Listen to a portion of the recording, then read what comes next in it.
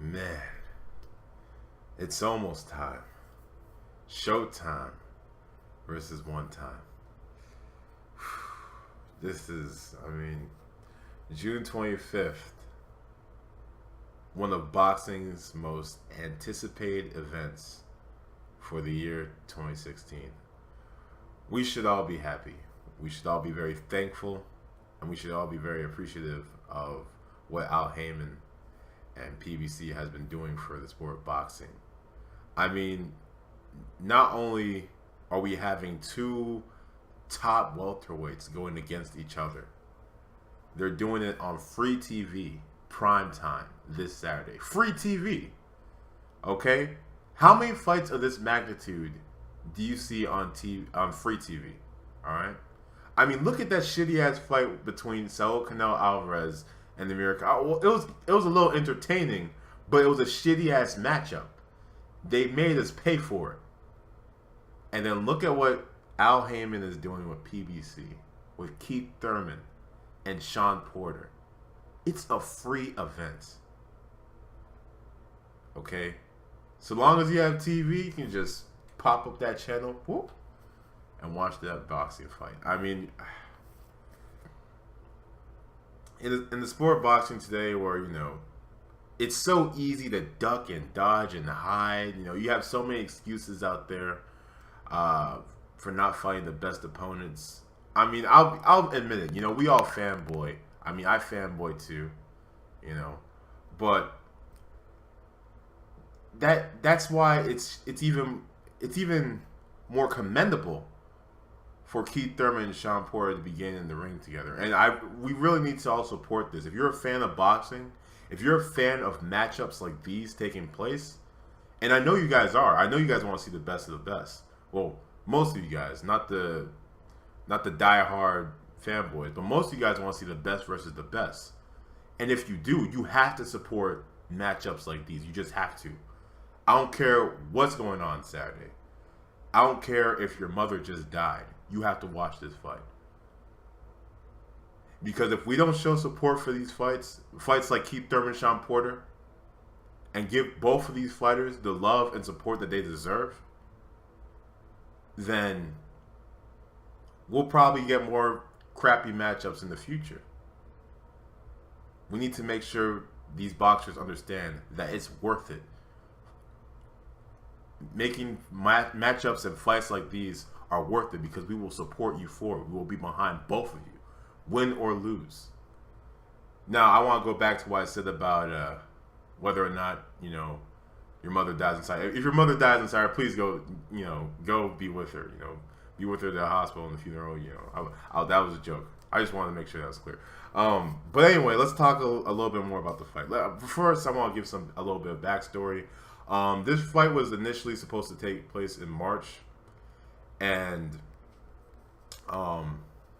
what happened that I think it was during the fight week, Keith Thurman actually got in a car accident, and it ended up he ended up getting injured, and which that whole ordeal ended up postponing the fight up until now.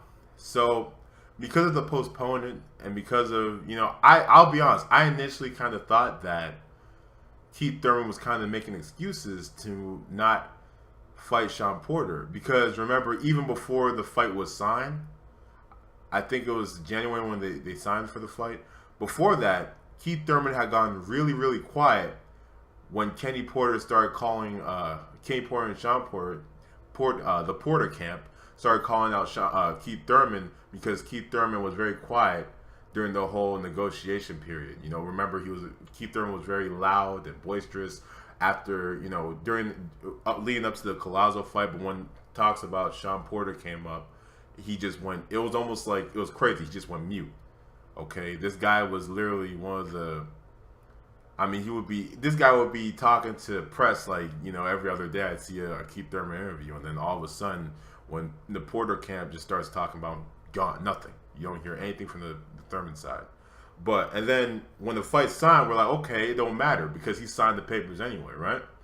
But then then the injury comes, and then the postponement happens. And like I said, I'll admit, initially I thought that he was just kind of I don't want to say ducking, but yeah, I'm just gonna say I thought he was just kind of trying to duck Shawn Porter a little bit. But when I saw, I think it was either on Fight Hype, I saw an interview that he gave about that whole ordeal, that whole experience with the car accident. And I mean, if I were him and I got into a car wreck like that, I honestly wouldn't want a Shawn Porter fight either. I mean, even though it's one of the biggest fights of your career, if you can't even move your neck properly, you should not be in there with a beast like Porter. You just should not. So yeah, we need to give hats off to Keith Thurman for at least continue. You know, and he made an interesting point. Kell Brook, when he got injured, he just pulled out the fight that he was supposed to be in completely. I think he was supposed to fight Brandon Rios, but at least Keith Thurman is still going to get in the ring with Shawn Porter. So yeah, and like I said, initially, I thought Keith Thurman was ducking, but before that, I would have given Keith Thurman the edge, by a large margin. However, even though I don't think Keith Thurman, him pulling out or not pulling out, but postponing the fight, I don't think it was him trying to buy more time or duck or anything like that. I don't think that at all. However, I do think that Shawn Porter may have, like, the gap between how much I felt that Keith Thurman was going to win. I thought he was going to win by a wide margin, but now that gap has really decreased. Now I think it's a lot closer now. In fact, this is such a pickup fight. I don't even know who to pick for this fight because I've grown with the postponement. I've grown to appreciate Shawn Porter and what he's done more. I really I really sat down and really checked his resume and his record. And Shawn Porter, he's a hard worker. And you can never take hard workers, you can never take hard workers out of the race. You know what I'm saying? Like, you can never count them out. And I mean, Shawn Porter, it's like, I don't know, there's just something about him I can't put my finger on him, man. It's just, he's a big. All right, when you're in there with a guy that has everything to gain and nothing to lose. Remember, Shawn Porter has already lost a fight, and it wasn't like he got his ass whooped. No, it was a tough, competitive fight. And when you're in there with a guy like Shawn Porter, who has the skills of Shawn Porter, who has everything to gain and nothing to lose, that's dangerous for a guy like Keith Thurman. Because remember, Keith Thurman is the one that's holding the belt, and Keith Thurman is also the one that's holding a 0 on his resume.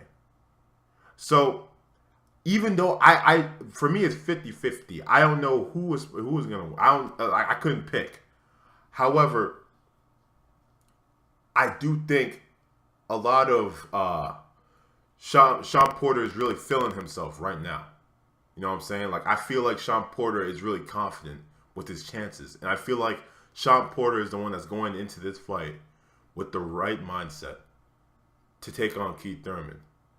Because, I mean, you can't, when it comes to Keith Thurman, he has those punches he has the type of power that could break the will out of you. You know what I'm saying?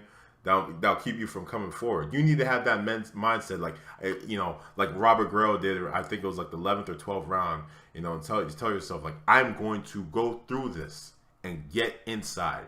And then let's talk about inside and the styles of fighting. Okay, Keith Thurman. I do think Keith Thurman has more dimensions than Shawn Porter.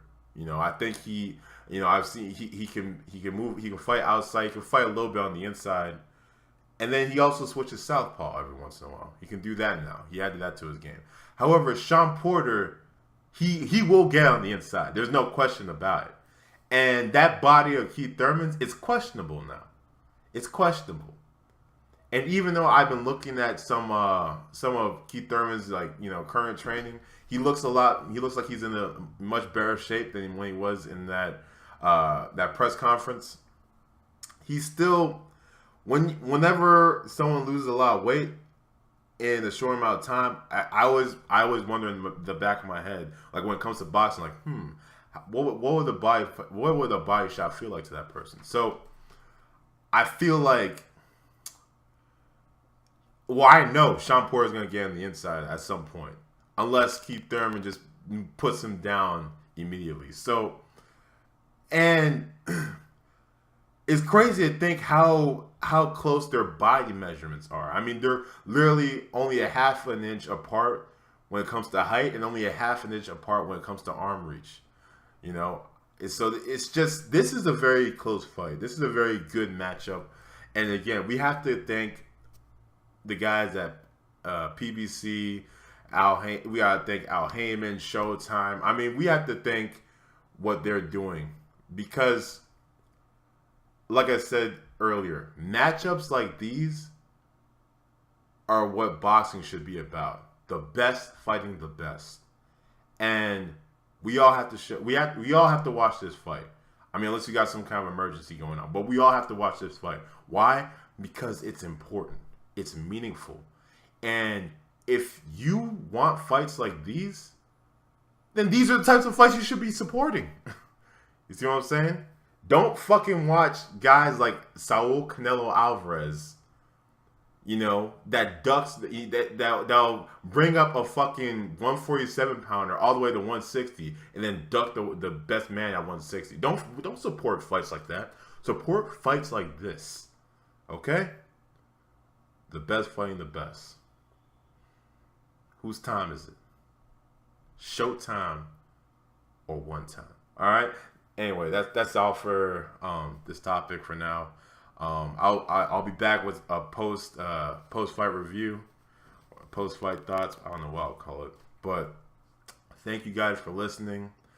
Like I always say, I'm not an expert when it comes to the sport of boxing, but you don't have to be an expert to give your opinion on something. So take it easy, y'all. I'll be back with some more later.